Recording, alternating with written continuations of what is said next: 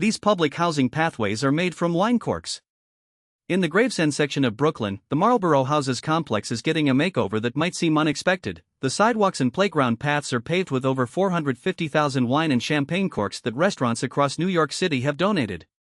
The nonprofit Public Housing Community Fund led a $500,000 project that includes bright yellow benches, sculpture-like pieces, and a refreshed open space design.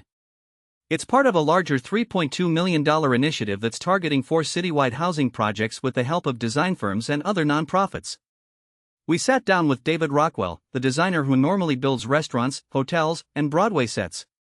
He told me methodically how the cork was turned into a walking surface.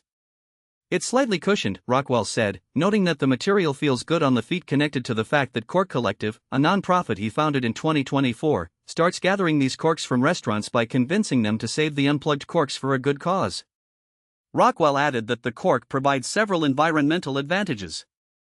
It's an environmentally sustainable, non-toxic alternative to conventional asphalt or the rubberized surfaces typically used for playgrounds and walkways, he explained.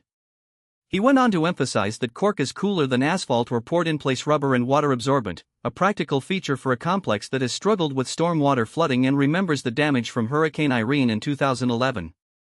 Alex Zablotsky, the executive director of the nonprofit that funded the project, said the change was about making public spaces greener and more welcoming. He confirmed that the new pathways have been met with a largely positive response from residents, who appreciate both the feel of the cork and the cheerful bright yellow benches and sculptures that break up the neighborhood's palette. Residents are not only excited but also vocal.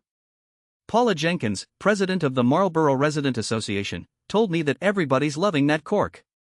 She admitted, however, that many tenants wish the entire playground area had been corked over. They're tired of dogs chewing the remaining grass, calling it an eye states it's like an eyesore, Jenkins said, adding that while the children adore the yellow pieces, there are still some folks who feel the overall design could be improved.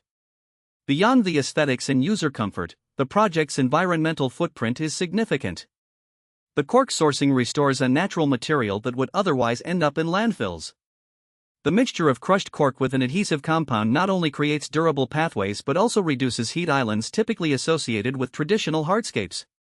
The Marlborough Houses renovation is a small but shining example of how creative reuse of everyday waste can transform community spaces, increase safety, and create cleaner, more inviting environments for families and visitors alike. If this is the kind of local innovation you find fascinating, stay tuned for more stories about how neighborhoods are reinventing themselves with sustainable solutions.